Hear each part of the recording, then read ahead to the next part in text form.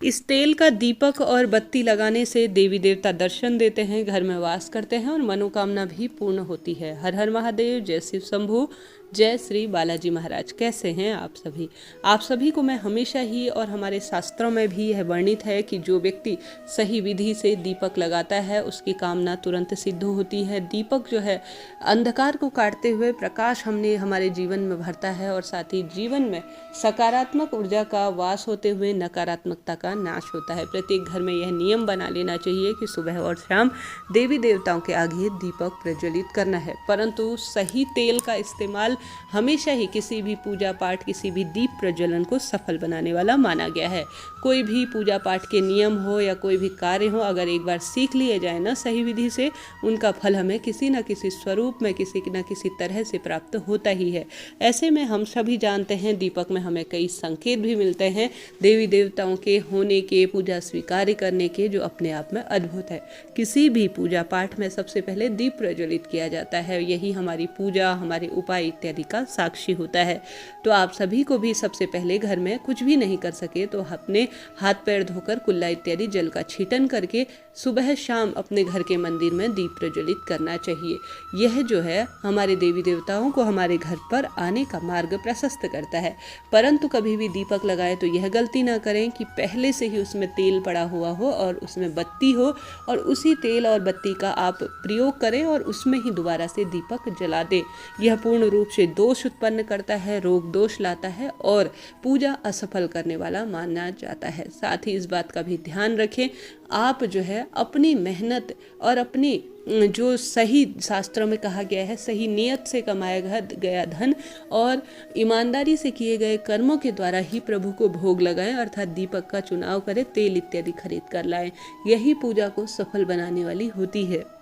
भले ही आप कितनी भी पूजा पाठ कर लें, अगर किसी का दिल दुखाते हैं, गलत कार्य करते हैं, तो कभी भी कितनी भी पूजा हो वह असफल ही होनी है। कभी भी दीपक से दीपक प्रज्वलित ना करें, इस बात का आप सभी ध्यान रखें। जब भी दीपक लगाएं थोड़ा सा चावल इत्यादि का आसन देते हुए हमेशा दीप प्रज्वलित करना पूजा पाठ को सफल बनाने वाला होता है। ऐसे में आप सभी को कुछ चीज़ों का ध्यान रखना चाहिए। सबसे पहले तेल की बात कर लेते हैं, उसके बाद अन्य जानकारी लेंगे। तेल हमेशा सात्विक चीज़ों से बना, अर्थात शुद्धता का भी इसमें बहुत बड़ा योगदान है। आजकल मिलावट का दौर है, कहीं ना कहीं जो गुणवत्ता है उनमें हर चीज़ में कमी पाई जाने लगी है। ऐसे में जितना संभव हो भले ही कम तेल की मात्रा प्रयोग में करें, कम घी प्रयोग करें, परंतु साफ स्वच्छ का ध्यान रखते हुए आप सभी जो है अच्छी क्वालिटी का तेल लाकर भगवान को समर्पित करें। मात्र भगवान को हम धन्यवाद स्वरूप, उनका दिया हुआ इतना कुछ है तो उन्हें धन्यवाद स्वरूप हम दीपक प्रज्वलित करते हैं या प्रसाद इत्यादि उन्हें ग्रहण करने के लिए कहते हैं। ऐसे में सबसे पहला कार्य आपको यह करना है।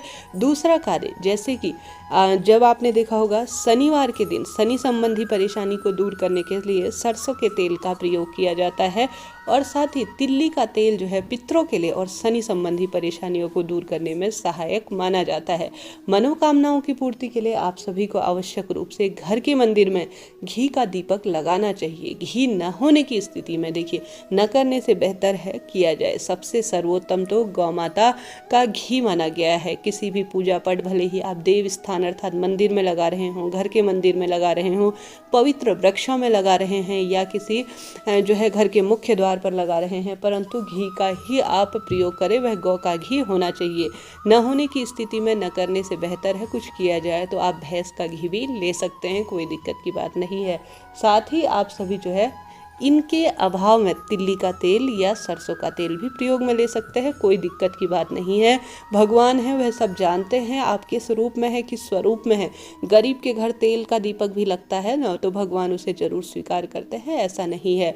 आप सभी निर्मल जन मन सो मोहे पावा, मोहे छल छिद्र कपट न भावा। भगवान कहते हैं वही व्यक्ति मुझे सबसे पहले पा सकता है, प्राप्त कर सकता है, जिसका मन हमेशा निर्मल होता है, वाणी और मन जो है स्वच्छ होता है। वह किसी भी स्वरूप में मेरी पूजा करे, मुझे मान्य है। तो इस बात का आप सभी ध्यान रखें। साथ ही यह गलती ना करें कि सरसों का तेल और घी एक साथ मिला दिया और उसका दीपक लगा रहे हैं। यह पूर्ण रूप से दोष उत्पन्न करने वाली बात कही जाती है। तो इसलिए कहा जाता है घर के मंदिर में हमेशा दीपक को साफ स्वच्छ रखना है, उसमें से बत्ती हटा लेनी है, देवी माँ के नाम की हमेशा गोल बत्ती लगानी है, देव पुरुषों के नाम की हमेशा जो है आप सभी को देवी माँ के नाम की लंबी बत्ती और देव पुरुषों के नाम की गोल बत्ती का प्रयोग शास्त्र वर्णन कहा गया है। तो इस नियम का आप सभी ध्यान रखें।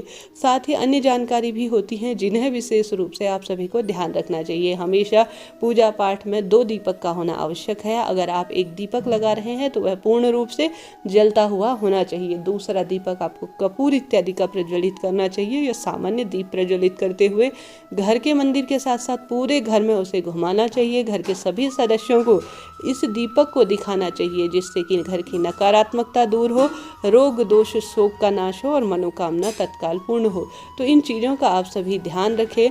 विशेष परिस्थितियों में ही सरसों का तेल और तिल्ली का तेल प्रयोग में लिया जाता है। साथ ही किसी विशेष दिन पर जैसे शनिवार हो या मंगलवार हो, मंगलवार के दिन हनुमान जी महाराज को चमेली का तेल और साथ ही सरसों का तेल अत्यधिक प्रिय है। वहीं शनिवार के दिन शिव मंदिर में और साथ ही शनि मंदिर में सरसों का तेल विशेष परिस्थितियों में बहुत शुद्ध और बहुत अच्छा माना जाता है।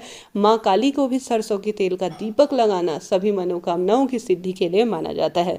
तो आप सभी दीपक लगाने में इन चीज़ों का प्रयोग करें और इन सावधानियों को बरतें। तो इस तरह से यह जानकारी आप सभी के लिए थी। उपयोगी रही हो तो चैनल को लाइक कीजिएगा, शेयर कीजिएगा, सब्सक्राइब भी जरूर से कीजिएगा। हर हर महादेव।